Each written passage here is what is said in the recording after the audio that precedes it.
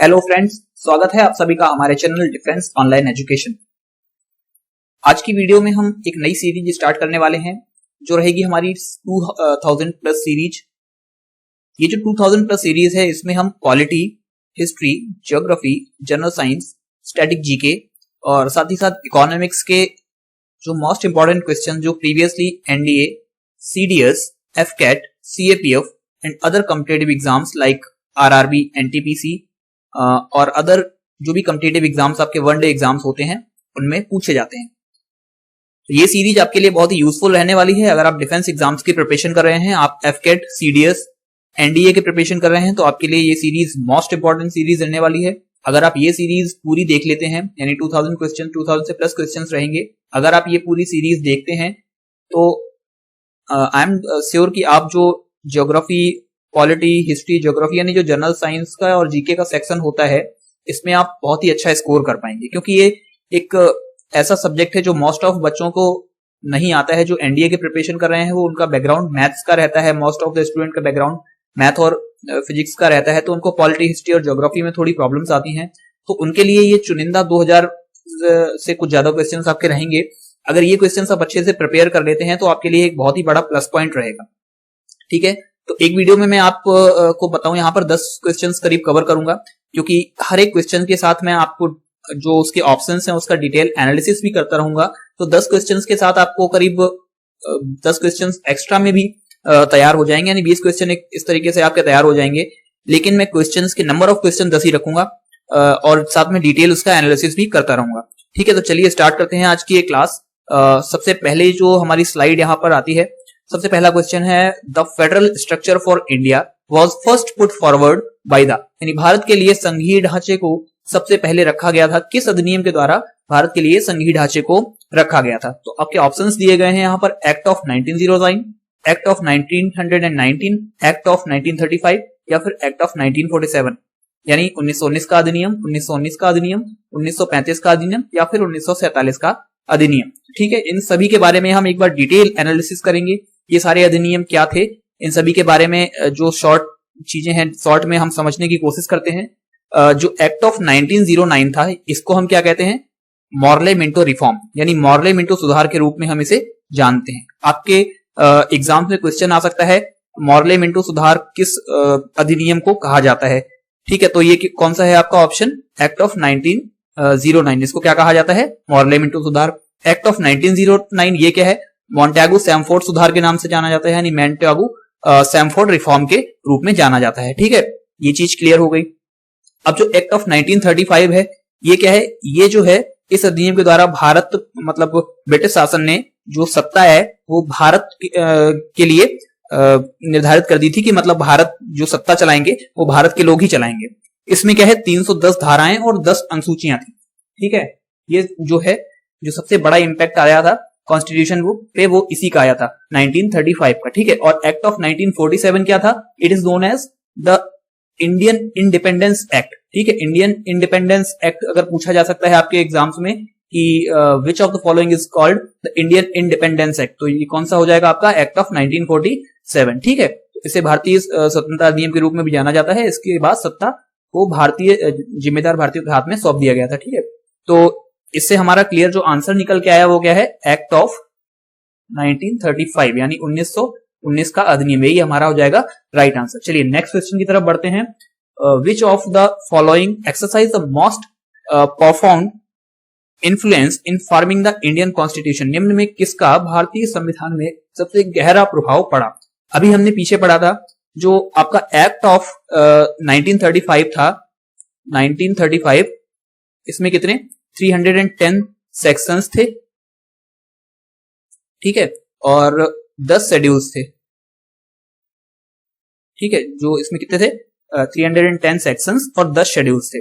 तो इसका जो है भारत के संविधान में बहुत ही बड़ा प्रभाव पड़ा था, यानी जो 310 सेक्शंस थे, इसमें मोस्ट ऑफ सेक्शंस को हमारे जो कॉन्स्टिट्यूशन है उसमें जगह मिली, और 10 शेड्यूल, 10 के 10 शेड्यूल्स को हमारे भारतीय संविधान में कुछ फेर बदल के साथ जो हमारे अभी का संविधान है उसमें शामिल किया गया। तो ये जो सारी की सारी शेड्यूल्स और सेक्शंस हैं, ये सारे हमारे इंडियन कॉन्स्टिट्यूशन में अभी भी मिलते हैं आपको।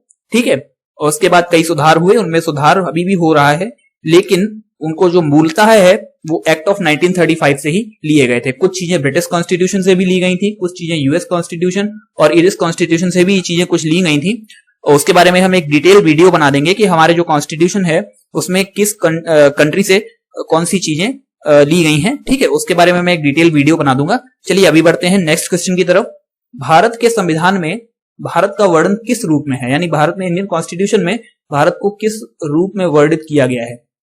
अगर आपने कॉन्स्टिट्यूशन कभी पढ़ा होगा तो आपने उसकी जो प्रेम्बल है यानी प्रस्तावना है वो पढ़ी होगी, तो उसमें लिखा है India is a union of state. ठीक है, उसमें क्या लिखा है, India is a union of state, यानी जो राज्यों का संघ है। भारत जो है क्या है, राज्यों का संघ है, राज्यों का संघ कहा गया है भारत को। ठीक है, a federation of state and union territory, ये तो ऑप्शन बिल्कुल गलत है। भारतवर्ष पुरातन काल में कहा जाता था भारतवर्ष भारत को। अ फेडरेटेड नेशन, ये भी ऑप्शन हमारा गलत है। तो राइट ऑप्शन यहाँ पे निकल गया क्या, अ यूनियन ऑफ स्टेट। ठीक है, coming to the next question, that is न्यायिक समीक्षा की व्यवस्था किस देश से ली गई है। ठीक है, न्यायिक समीक्षा यानी जुडिशियल रिव्यू, यानी कोई भी अगर कानून बनता है उस पर सुप्रीम कोर्ट उसको रिव्यू कर सकती है, तो ये किस कॉन्स्टिट्यूशन से लिया गया है। इसमें जो हमारा आंसर निकल के आता है क्या होगा, इंडिया तो है नहीं, जर्मनी भी नहीं है, रशिया भी नहीं है, तो ये ऑप्शन क्या निकल गया है, यूएसए, यानी अमेरिका के संविधान से, यानी संयुक्त राष्ट्र संघ के मतलब यूएसए के द्वारा हमने ये चीज ली है कि किसी भी जो कानून नया कानून बनता है उस पर न्यायिक समीक्षा की जा सकती है। इसके बारे में भी हमें एक डिटेल वीडियो बना दूंगा कि जो कि मतलब मैंने अभी प्रीवियसली आपको बताया कि किस देश से क्या चीजें ली गई हैं, उस सब के बारे में एक डिटेल वीडियो बना दूंगा। ठीक है, चलिए अभी आगे बढ़ते हैं नेक्स्ट क्वेश्चन, क्वेश्चन नंबर 5 की तरफ। निवारक हिरासत यानी प्रिवेंटिव डिटेंशन, ये प्रिवेंटिव डिटेंशन क्या होता है, इसके बारे में बहुत ही इंपॉर्टेंट फैक्ट है, आप सभी लोगों को पता होना चाहिए। ये आपके कभी आपको ऐसी कानूनी, मैं ऐसे मतलब दुआ करता हूं कि आपको ऐसी प्रॉब्लम्स ना आए, लेकिन इन फ्यूचर अगर आपको कभी ऐसी जरूरत पड़ती है कानून के बारे में जानना, आप सभी की जिम्मेदारी है। तो ये जो आपका जो निवारक हिरासत यानी प्रिवेंटिव डिटेंशन है, ये इसको पहले डिटेल में समझते हैं, फिर आप ऑप्शंस की तरफ आएंगे। तो ये जो प्रिवेंटिव डिटेंशन है क्या है, इसको आर्टिकल 22 में रखा गया है प्रिवेंटिव डिटेंशन। ठीक है, grant the article 22 grant protection to person who are arrested और डिटेन्ड, यानी जो जिनको अरेस्ट किया जाता है उनको प्रोटेक्शन दिलाता है, फ्रीडम ऑफ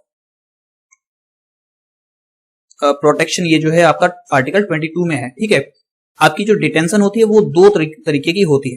ठीक है, ये एक होती है पनिशिव डिटेंशन, एक होती है प्रिटेंटिव डिटेंशन।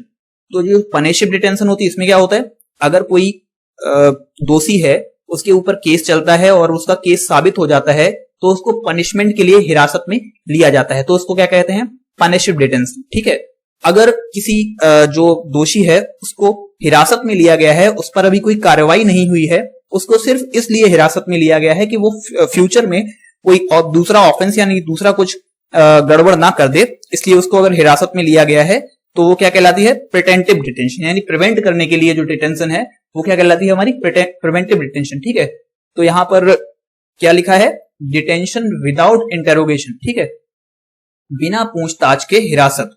ठीक है, तो बिना पूछताछ के हिरासत में लिया जाता है, लेकिन इसमें भी कई सारे नियम हैं। 24 घंटे के अंदर उस जो पर्सन है उसको मजिस्ट्रेट के पास हाजिर करना होता है, और उसके जो भी उस पे अक्यूज हैं वो सब मजिस्ट्रेट को बताने पड़ते हैं। तो इसके भी कई सारे रूल्स हैं, इसको मैं डिटेल में कभी डिस्कस करूंगा। आज के लिए इतना ही बता दिया आपको। जो प्रिवेंटिव डिटेंशन है इसका मतलब क्या होता है, डिटेंशन विदाउट इंटेरोगेशन, यानी बिना हिरासत के मतलब बिना पूछताछ के हिरासत में लिया जा सकता है, लेकिन सिर्फ 24 आवर्स के लिए, और उसके बाद आपको मजिस्ट्रेट के पास पेश किया जाता है और वहां पे आपकी पूरी कार्रवाई की जाती है। नेक्स्ट क्वेश्चन क्या है हमारा, क्वेश्चन नंबर 6।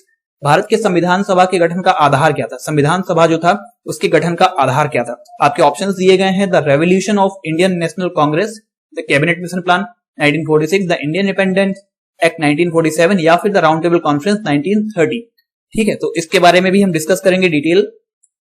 तो आपका जो ऑप्शन निकल के आता है, द कैबिनेट मिशन प्लान 1946 जो था, इसमें जो शर्तें और जो कानून बताए गए थे ब्रिटिश कॉन्स्टिट्यूशन मतलब ब्रिटिश के अधिकारियों द्वारा, जो वायसराय थे उन्होंने ये जो कानून बताया था, कैबिनेट मिशन प्लान की योजना बनाई थी, उसे ही भारतीय संविधान का आधार बनाया गया और उसी के आधार पर भारतीय संविधान को गठित किया गया। ठीक है, इसमें कुछ मेंबर्स को इलेक्टेड किया गया था, हर एक स्टेट से उनकी जनसंख्या के आधार पर मेंबर्स को इलेक्ट किया गया था, उसी आधार पर हमारा जो कॉन्स्टिट्यूशन है वो बना हुआ है। ठीक है, चलिए नेक्स्ट क्वेश्चन पर बढ़ते हैं। Question number 7, from the constitution of which country the prevention of freedom was borrowed while forming the constitution of India. Bharat के संविधान का गठन करते समय महासंघ के उपबंध किस देश से के संविधान से लिए गए हैं। ठीक है, तो ये जो लिए गए हैं वो हमारे क्या है, यूएसए, यूके, कनाडा या स्विट्जरलैंड।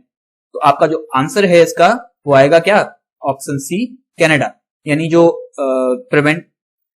प्रोविजन ऑफ फेडरेशन है, provision of federation was borrowed, तो ये कहां से, कनाडा से बोरो किया गया है। ठीक है, आपका मैंने अभी बताया आपको, मैं इसमें डिटेल वीडियो आपको एक दे दूंगा, उसमें सारे आपके जो क्वेश्चंस हैं इस तरीके के वो क्लियर हो जाएंगे। चलिए नेक्स्ट क्वेश्चन पे बढ़ते हैं।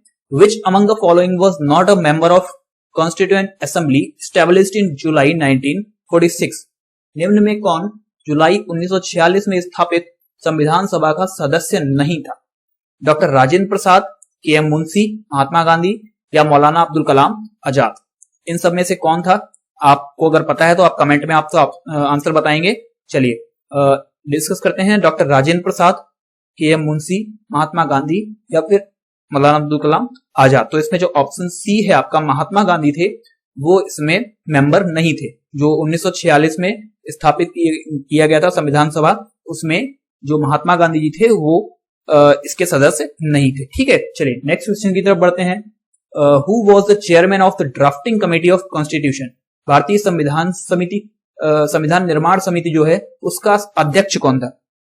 तो जेबी कृपलानी, राजेंद्र प्रसाद, जवाहरलाल नेहरू या B R Ambedkar. Most of लोगों को पता होगा बी आर अम्बेडकर जो थे वो ड्राफ्टिंग कमेटी के हेड थे। ठीक है, इसमें एक बार नजर डाल लेते हैं मेजर कमेटीज कौन कौन सी थी। Union power committee and union consultation committee, इसके जो हेड थे वो कौन थे?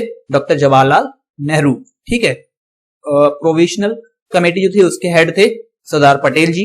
ड्राफ्टिंग कमेटी के head B R Ambedkar. Advisory committee, इसके अंदर सब कमेटी भी आती हैं, उसमें आपके जो मौलिक कर्तव्य और मौलिक जो आपके कर्तव्य वगैरह हैं उन सभी को सब कमेटी में रखा गया था। उनको किसने सुझाया था? आपके जो जेबी कृपलानी जी थे और एच सी मुखर्जी जी थे, और भी इसमें कई लोग थे, पर इसमें हेड जो मुख्य रूप से हैं ये यही लोग गिने जाते हैं। ठीक है, रूल्स ऑफ प्रोसीड्यूसर कमेटी, ये जो कौन थे? डॉक्टर राजेंद्र प्रसाद जी थे। स्टेट कमेटी जवाहरलाल नेहरू और steering committee doctor Rajendra Prasad, यानी जो संचालन कमेटी था उसके हेड थे कौन? डॉक्टर राजेंद्र प्रसाद। ठीक है, चलिए आज ये जो चीजें हैं, ये छोटी छोटी चीजें आप क्लियर कर लेंगे तो आपके कम से कम 5 से 6 क्वेश्चन इसी में से बन जाते हैं। यूनियन पावर कमेटी का हेड कौन था? यूनियन कंसल्टेशन कमेटी का हेड कौन था? प्रोविजनल कमेटी का हेड कौन था? ड्राफ्टिंग कमेटी का हेड, एडवाइजरी कमेटी का हेड। ये सब क्वेश्चन आप एक एक करके क्लियर कर सकते हैं। अगर आपको नोट करना है तो वीडियो को पॉज करके नोट डाउन भी कर सकते हैं। चलिए आपका जो लास्ट क्वेश्चन आज का रहेगा वो है, भारत गणतंत्र है क्योंकि आपके पास ऑप्शन दिए गए हैं। It is democratic country, it has parliamentary system, the head of the state is elected after a definite period, या फिर ऑल ऑफ अबव।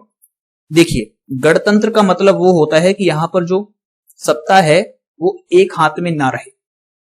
जो जहां पर सत्ता एक हाथों में रहती है उसको कहते हैं राजतंत्र, और जहां पर सत्ता एक निश्चित समयांतराल के बाद परिवर्तित होती रहती है, लाइक अगर कोई फ्रीक्वेंसी ऑफ टाइम 5 साल के बाद दोबारा इलेक्ट किया जाता है कोई पर्सन, ठीक है, सत्ता जो है दूसरे हाथों में पहुंच जाती है, या फिर उसी पर्सन के हाथ में दोबारा आ जाए, डजंट मैटर, बट जो जनता चुनती है 5 साल के बाद जनता को अधिकार होता है सत्ता किसके हाथ में रहेगी, तो उसको क्या कहते हैं? गणतंत्र। ठीक है, तो यहां पर जो ऑप्शन सी आपका निकल के आता है, the head of the state is elected after a definite period. ठीक है, ये ऑप्शन आपका सही हो जाएगा।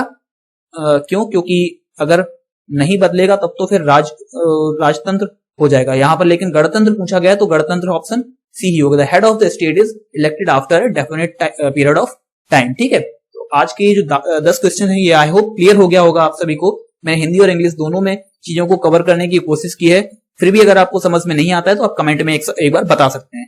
ठीक है, वीडियो को देखने के लिए बहुत बहुत धन्यवाद। हमारे चैनल को सब्सक्राइब कर लीजिए। अगर आपको ये वीडियो पसंद आया हो तो वीडियो को लाइक जरूर कर दें, हमें सपोर्ट करने के लिए इस वीडियोस को आप शेयर करते रहिए ज्यादा से ज्यादा अपने दोस्तों के साथ। अगर आपको लगता है कि ये वीडियोस वाकई में यूजफुल हैं तो इस वीडियो को एक बार जरूर से शेयर कर दें। मिलते हैं आप सभी से अगले वीडियो में जल्दी ही। तब तक के लिए जय हिंद, जय भारत, वंदे मातरम।